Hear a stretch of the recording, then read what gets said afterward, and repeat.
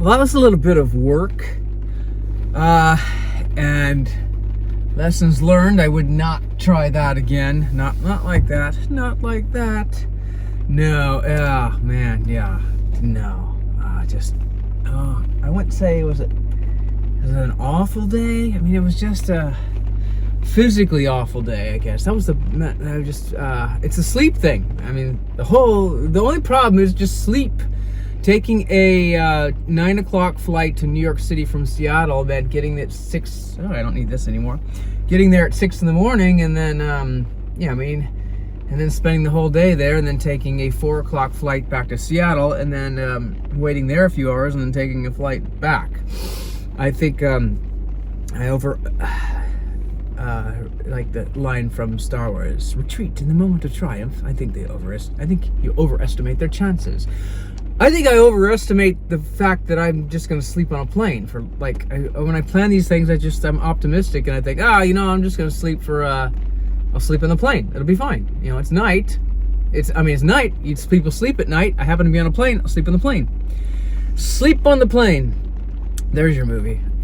No, that just never happens. I would say, because I would just think 5-hour flight. That's 5 hours of sleep. That's plenty. Yeah, if I actually slept, but it just never happens. And I think I got a half-hour sleep at the most. So yeah. So all of a sudden I was up to 24 hours when it was 10, 11, 12, 1 o'clock with no sleep because I was up at 10 on Sunday. So yeah, and then that made the day miserable because every time I slow down, I get sleepy, and I also was feeling nauseous. Every time I slow down, I feel nauseous. Usually, it's a weird thing. That's kind of new, that a lack of sleep would make me just feel sick.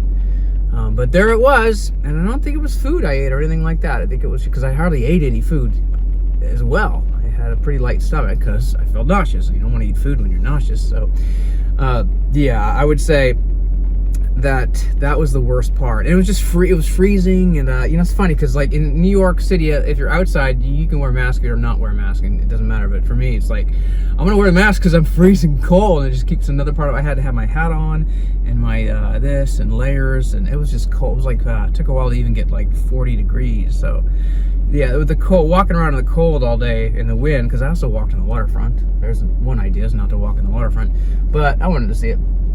And then Central Park, and then back, and then yeah, it was just. And then the flight back was I think I mentioned the lucky strike that somebody traded places with me, and I got to be in first class, so that made the flight back. And that one I slept for maybe two or 3 hours. So that one's actually finally, because yeah, I was so sleep deprived. I was falling asleep at the waiting for the plane at the terminal.